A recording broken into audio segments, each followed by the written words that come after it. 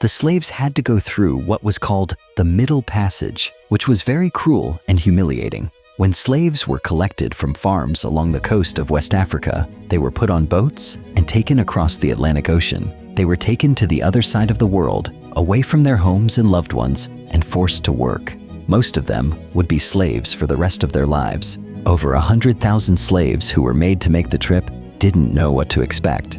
A lot of them had never even seen the ocean before because they were caught in the middle of Africa. It's true that not many people had ever seen a white person or a big cargo ship. There was no way for them to know what would happen to them or how horrible the trip to a faraway place would be. Most of the time, the slaves themselves were not able to tell their own tales. They weren't able to write or read, so they couldn't keep a record of what they went through. Most of the men who worked on the slave ships couldn't read or write, so we don't have their stories about what it was like to live on those terrible ships. Not all slaves lived to tell their stories, though. Captains of slave ships and, later, abolitionists who fought against the cruel practice also wrote down historical facts. In this video, we'll cover about life on slave ships. It was just as bad as you might have thought. Setting sail on the ships from hell. It is thought that between the 16th and 19th centuries, up to 6 million Africans were taken across the Atlantic against their will. A lot of them, about 42%, were sent to the Caribbean, another 38% were sent to Brazil, and only 5% were sent to North America. It was a long trip. It was possible to sail from Angola to Brazil in as little as 35 days, but it took more than 4,000 miles of rough Atlantic to get from the west coast of Africa to North America. Between the 16th and 17th centuries, this trip was mostly made by Portuguese ships. Depending on the weather, the one-way trip could take 3 or 4 months. The trade in slaves had grown into a big business by the early 1700s. For this reason, bigger ships were used, which were also faster than the ones that had been used before. That's why time was valuable to them.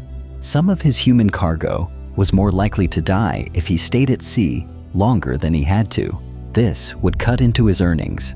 In order to get across the Atlantic as quickly as possible, everything was done. Most slave ships were originally big cargo ships that were changed to fit the cruel trade. Each hull was split into large sections that could each hold up to 100 slaves after the compartments were torn out.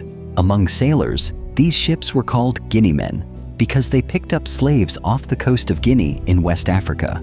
Slaves were put on these ships while they were still chained and didn't know where they were going. In fact, many of them thought they were being taken away to be eaten by white people, as former slave Olaudah Equiano wrote. It was well known that the Guineamen had harsh crews and dirty ships, and for good reason. Life on board these slave ships was a living hell. Slaves were packed into the hull by the hundred. The slave trade was a business, even though it was a very cruel one. The owners of the slave ships saw the slaves as nothing more than cargo. This meant that the more slaves they brought, the more money they could make. On most slave ships, this meant that they were not only full, but also way over full. Under and above deck, there were often too many slaves, and during the height of the transatlantic slave trade, there was nothing stopping ship owners from setting sail with as many slaves as they could take. Most of the slaves were kept below deck, where it was crowded and cruel. Slaves were often chained and laid down on the floor next to each other. As the horrifying ship plans showed, 100 could be laid next to each other and head to toe. Men and women were stuck and could only move a few inches. Some lucky people might have been able to sit up, but most had to lie down for almost the whole 2-month trip. A person would usually get a place that is about 4 feet wide and 5 feet high. To put it simply, there were no real toilets on board. The slaves were just left in their own feces and were sometimes washed off on deck. The Regulation Act of 1788, also called the Slave Trade Act or Dolben's Act, after the person who got it passed in the British Parliament, was meant to make slave ships less crowded. There were limits on how many slaves a ship could carry based on how heavy it was. Notably, ships like the Brooks were not only allowed to take 400 slaves, but they carried as many as 750 slaves before the law, which shows how crowded the slaves were. But it's not a surprise. that some shady leaders broke these rules and kept cramming as many slaves below deck as they could. Ships that continued to trade after the British Empire banned slavery were most likely to break the law and put their slave passengers in the worst conditions possible. Conditions were dirty, smelly, and deadly. The slaves were not only uncomfortable and degrading because of how crowded it was below deck, but it was also dangerous. Because there were so few people, diseases spread very quickly.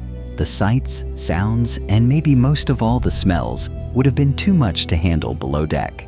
Ship leaders tried to stay as far away from the slaves' quarters as possible, which makes sense. They let the lower-level crew members take care of the slaves. It's not a surprise that diarrhea was the main reason slaves died.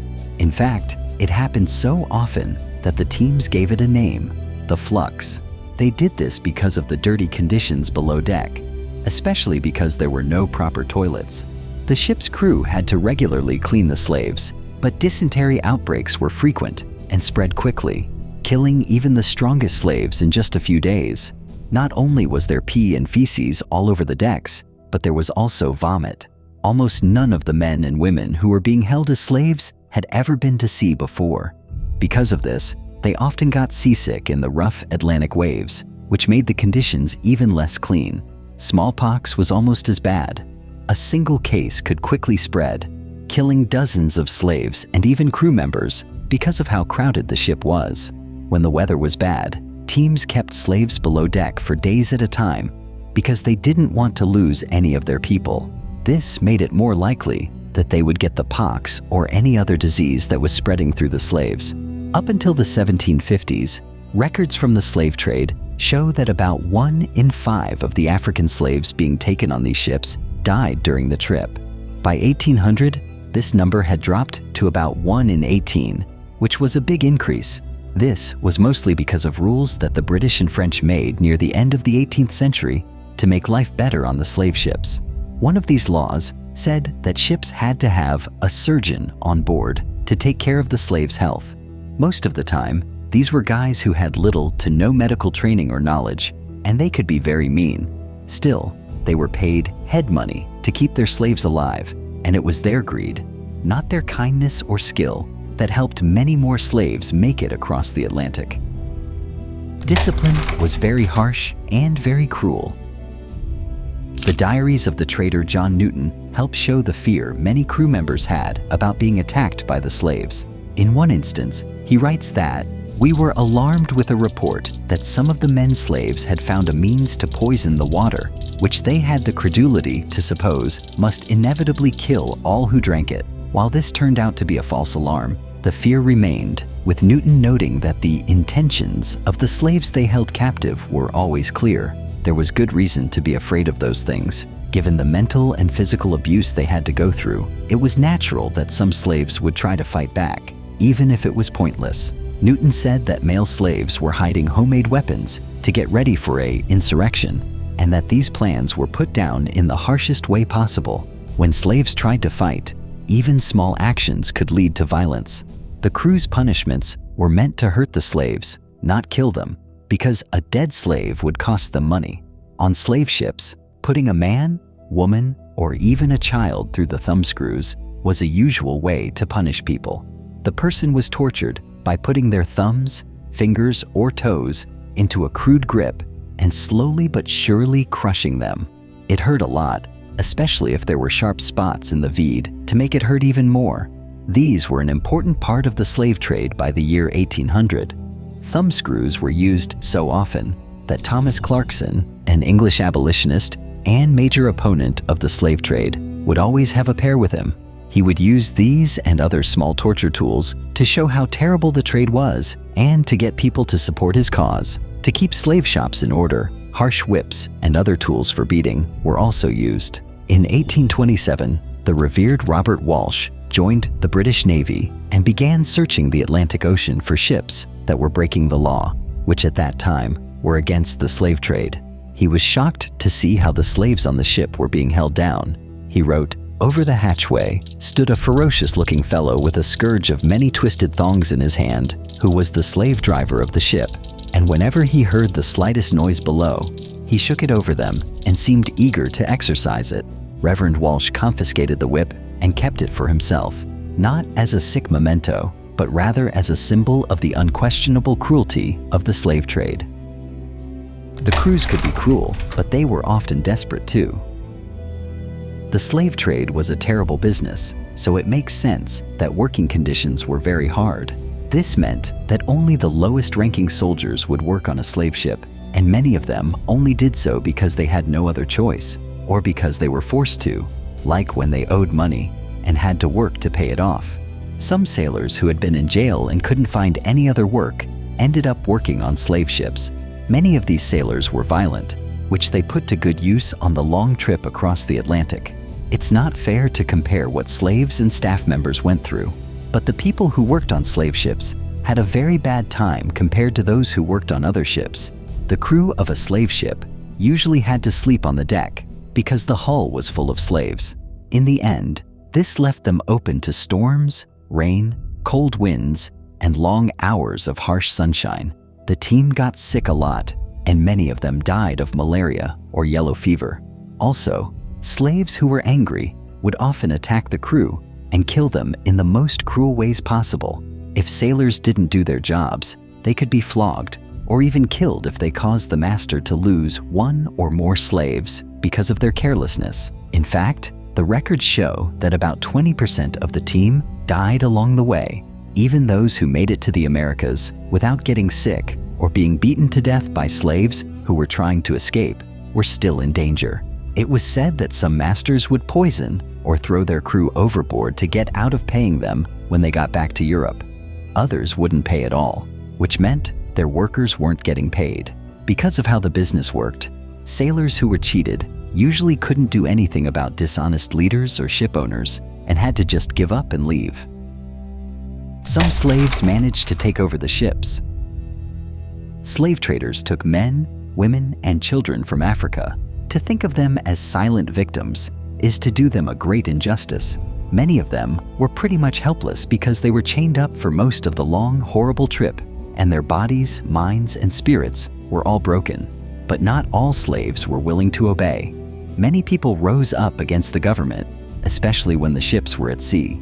It is thought that between 15% and 20% of all the ships that left Africa with slaves on board never made it to the clients who were ready for them in the New World.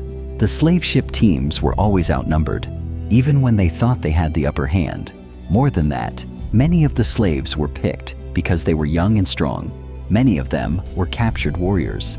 So if a fight broke out, the workers could quickly get into a lot of trouble. In October 1841, this was definitely the case. Then, the Creole was taken over. It was taking about 135 African slaves from Richmond, Virginia, to New Orleans. A group of 14 men were able to get out of their chains, make weapons out of things that were not around, and take control of the ship. They were led by Madison Washington, a slave who had fled before but was caught when he went looking for his enslaved wife. A few of the team were killed in the fighting, but others were able to stay alive. Captain took over as captain and led the ship into British waters. As of that point, slavery was illegal in the British Empire, so as soon as they got there, they were freed. There were many other times when blacks rose up and took over the slave ships, but many of the stories have been lost to history. One example from 1764 is a ship from the New London Company that was grounded off the coast of Senegal for the night. It was commanded by one Captain George Faggett. The captain was waiting for first light to start crossing the Atlantic. They had just picked up African slaves from Goree Island, but while it was still dark, some of the slaves were able to get away. They attacked the captain and his crew with nothing but planks of wood, which got them free. The slaves who were freed got off the ship and walked to shore on their own. But the most well-known slave revolt took place in January 1839 on the Spanish sailboat Amistad. The ship left La Habana, Cuba, for farms in the southern United States. But soon after leaving port, the slaves were able to escape and rise up. The men, led by Mende, a former sugar farmer who had been taken and forced to work as a slave in Sierra Leone, killed the captain and threw off some Spanish sailors. Even though the guys were no longer chained, they couldn't find their way around the ship.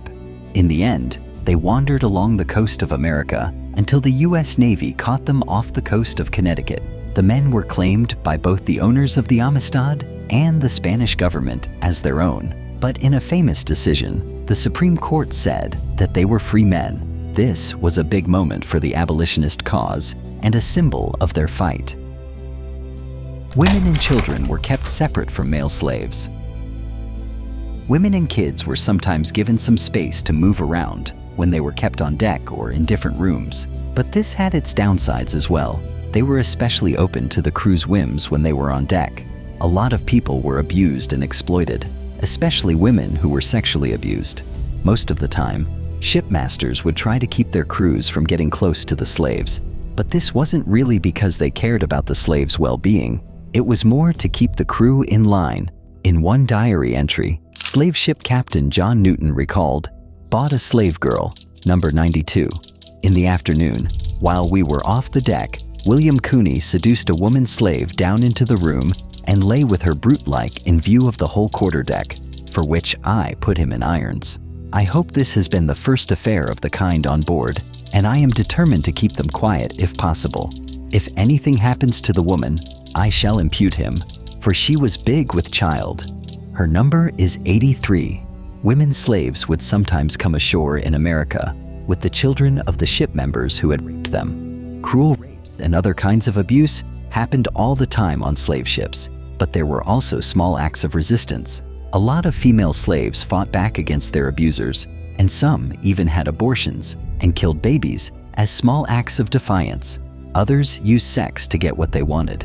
They did nice things for crew members in exchange for better treatment and more freedom, which they sometimes used to help the male prisoners rebel and rise up. In fact, some accounts of the Middle Passage say that women were very important in planning many slave ship revolts. They could meet and talk because they were, relatively, free to move around on deck. The crew usually thought less of them because they were prejudiced. All kinds of kids would join their moms on a slave ship, which was very crowded. A lot of them never made it. The many diseases that spread on the slave ships were especially dangerous for babies and young children who were nursing. When combined with the weakness that came with getting little food, many children just wasted away. Their thin bodies were thrown overboard while their moms watched in pain. Slaves didn't starve, but they didn't eat well. A lot of slaves were taken on the ships that crossed the Atlantic to be sold to estate owners in the United States. They had to be strong, fit, and ready to work when they got there, or at least as healthy and strong as someone would be after a long, hard trip. This is why the slaves were fed every day. In general, the food was healthy, even though it wasn't very tasty. Slave ships always had beans, dry bread, and salted foods on board. The crew also had to make sure the slaves had plenty of water. Someone on the group could be flogged if they lost a slave to thirst or hunger. Ship captains would try to find a way to save as much money as possible on goods, while still making sure their valuable passengers were safe and healthy. Because of this, slaves were often only given the most basic foods.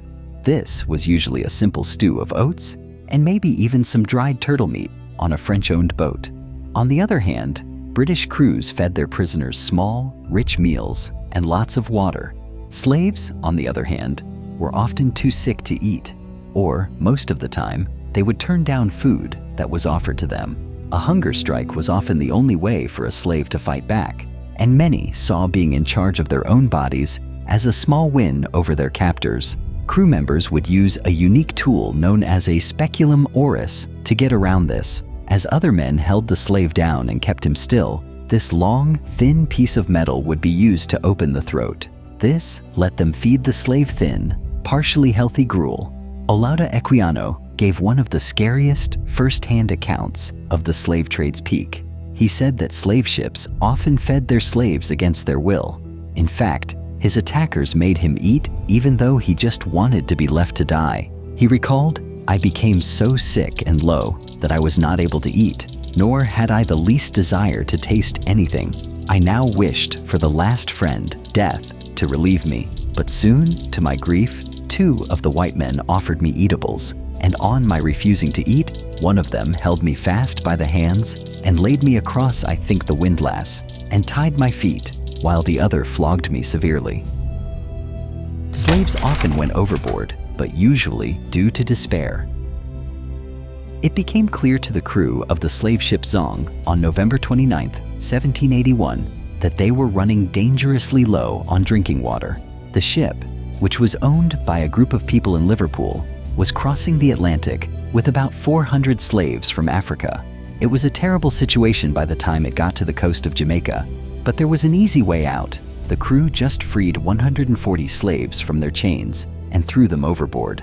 54 women and children were among the dead. The owners of the ship could, after all, make a claim on their insurance if the slaves, who were their property, died at sea instead of on land or naturally. In the right way, the company put in an insurance claim for the value of about 140 slaves. People were outraged by the court case, and it helped get support for the Slave Trade Act of 1788, which was the first law in Britain to try to stop the terrible trade. The insurers refused to pay out, and the judge agreed with them. However, he did say that there were times when slave ship leaders could order slaves to be thrown overboard, where they would surely drown. Captains didn't want to throw slaves overboard during the Middle Passage because it was bad for business, not because they were cruel. Of course, slaves who died on the trip were thrown off the ship almost as soon as their bodies were found. In the worst cases, though, living slaves did suffer the same end. There was a lot of pressure on captains to get as many heads as possible. So if they found a slave trying to escape or start a rebellion, they would often use torture or other harsh punishments. Of course, that doesn't mean that very few slaves ended up in the cold Atlantic. Sad to say, a lot of people did die. However, this was often done out of hopelessness and defiance, as both slave men and women would rather kill themselves than wait to see what would happen to them in the Americas. When we were putting the slaves down in the evening, one that was sick jumped overboard, told John Newton, captain of a slave ship. He was taken back in, but he died right away from being too weak and drinking too much salt water. Most big slave ships had crew members ready to save slaves who threw themselves overboard, and some even had special suicide nets installed to stop people from jumping. Again, these people did this out of greed, not any sense of compassion. Some slaves even asked other slaves to strange them to get around this rule. Some teams would cut off the heads of slaves who had killed themselves and then told the other slaves that they would also go to hell with no heads if they took the easy way out. The end of the voyage was just the start of the slave's new life. Most slave ship leaders and crews were glad to see the coast of America after being at sea for weeks. In fact, some accounts of the Middle Passage show that sometimes conditions on the slave ships got a lot better near the end of the trip, and the slaves were treated better during their last few days on board. But if slave ship leaders did tell their crews to treat the slaves better, it wasn't because they felt sorry for the bad treatment the slaves had to go through earlier in the trip. They were businesses, though, and they were under pressure to deliver slaves who looked healthy and strong. They were going to be sold at auction and put to work on the farms almost right away before they knew it. So, food rations would be greatly raised in the last few days of the trip. With the slave markets in mind, the masters may even loosen or remove the chains completely. They want their cargo to look as new and injury-free as possible. Some stories say that slave ships had parties as they got closer to their final destination. This would have been another way for the slaves to be made fun of. Men, especially women, would have to put on costumes and dance on the deck for the captain and his crew's entertainment. A sailor with a whip would watch over them to make sure they moved with enough energy. Once they landed, the horrors were often only just beginning for the slaves. Many had no idea what fate awaited them. Indeed, according to Equiano, some feared they were to be eaten. He recalls, "They told us we were not to be eaten, but to work, and were soon to go on land, where we should see many of our country people. This report eased us much, and sure enough, soon after we were landed, there came to us Africans of all languages. We were conducted immediately to the merchant's yard, where we were all pent up together like so many sheep in a fold. From there, men, women, and children were purchased just like cattle and sent off to a life in servitude." We hope you liked this video. Watch another video here.